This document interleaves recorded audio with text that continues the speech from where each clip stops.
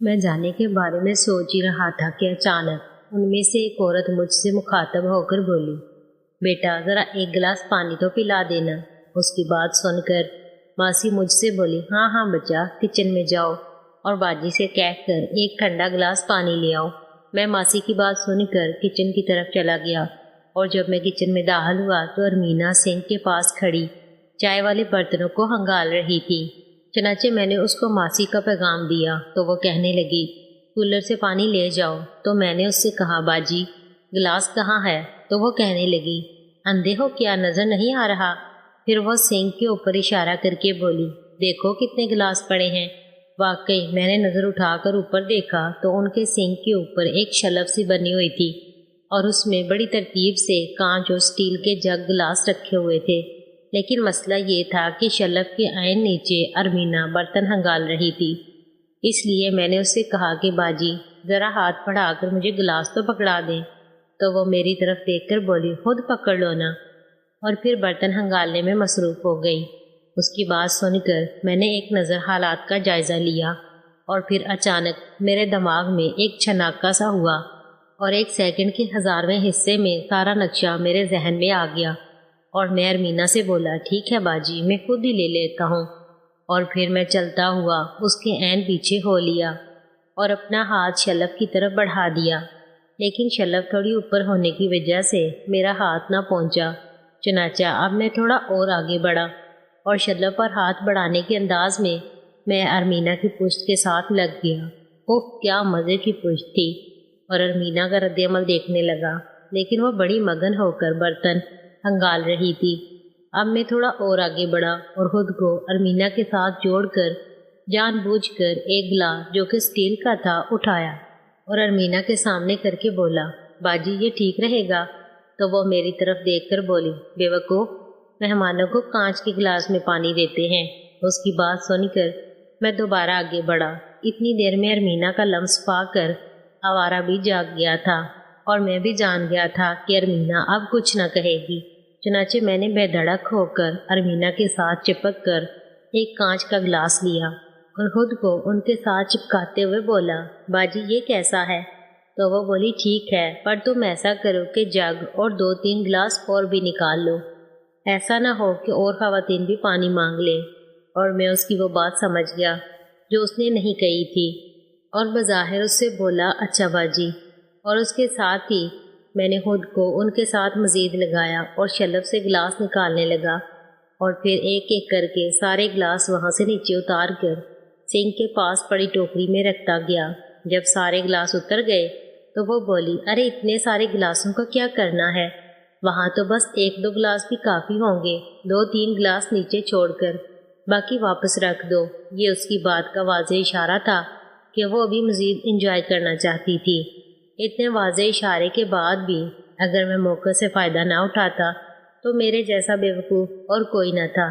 چنانچہ اس کے ساتھ ہی میں نے آگے بڑھ کر ایک گلاس اٹھایا اور اس کو اوپر شلف پر رکھنے سے پہلے ایک نظر ارمینا پر ڈالی تو میں نے دیکھا کہ اس کے ہاتھ میں ایک چائے کی پیالی تھی۔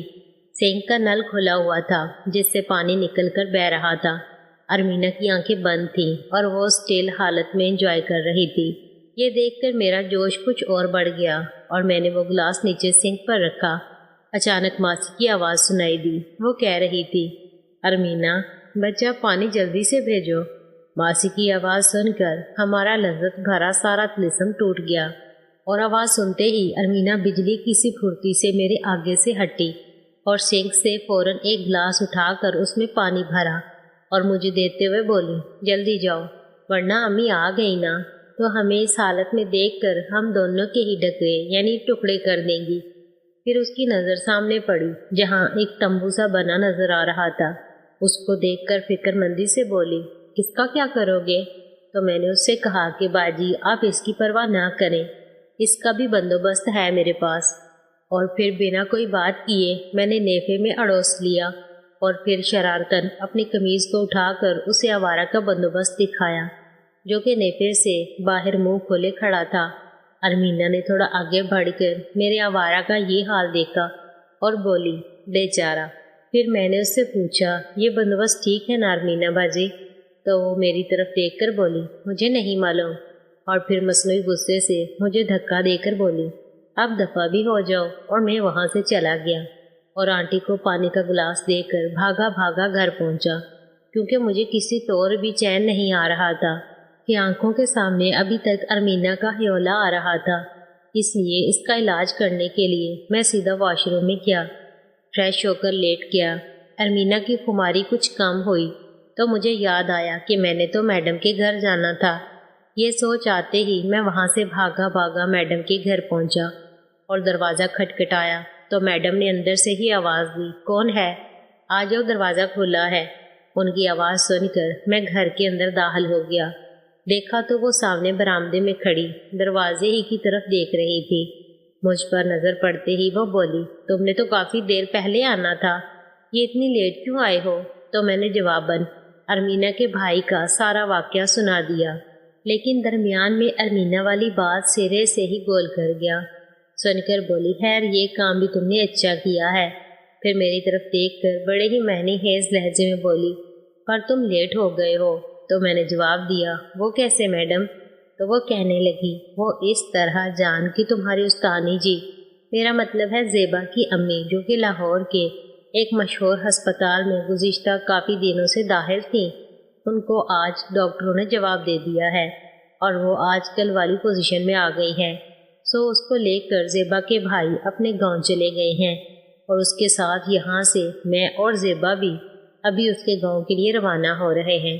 میرا بیٹا دکان سے گاڑی لے کر آتا ہی ہوگا اور پھر ہم نکل جائیں گے۔ میڈم کی یہ بات سن کر میرے تو طوطے ہی ہوا ہو گئے اور میں نے انتہائی پریشانی سے کہا کہ میڈم وہ میرا ناول۔ میری بات سن کر وہ اچانک ہی چونک اٹھی اور سر پر ہاتھ مار کر بولی، اوہ سوری یار، مجھے یاد نہیں رہا۔ پھر مجھ سے کہنے لگی، یقین کرو میں صبح زیبا کے پاس تمہارے ہی کام گئی تھی، لیکن اس کی امی کی پریشانی سن کر بھول گئی، اور جب میں واپس آ رہی تھی یقین کرو میرے دماغ میں یہ بات گھوم رہی تھی کہ میں زیبا کے پاس کسی کام سے آئی تھی۔ وہ کیا کام تھا یقین کرو یاد نہیں آ رہا تھا۔ اب تم نے بتایا تو یاد آ گیا ہے کہ میں کس کام سے وہاں گئی تھی۔ تو میں نے کہا، میڈم پلیز آپ جا کر میرا کام کر دینا۔ تو وہ کہنے لگی، سمجھا کرو نا، اس وقت تو یہ بات ناممکن ہے۔ ان کی بات سن کر میں نے مایوسی سے ان کی طرف دیکھا اور بولا، میڈم آپ لوگ کب واپس آؤ گے؟ تو وہ بولی، یار کچھ کہہ نہیں سکتے، اگر خدا نخواستہ زیبا کی امی فوت ہو گئی تو ظاہر ہے کہ ہم لوگ دفع کر کے ہی آئیں گے۔ یہ سن کر میں نے ان سے کہا، اتنی دیر میں تو میڈم ربا میری جان نکال دے گا۔ یہ سن کر جیسے انہیں کچھ یاد آ گیا ہو، انہوں نے میری طرف دیکھا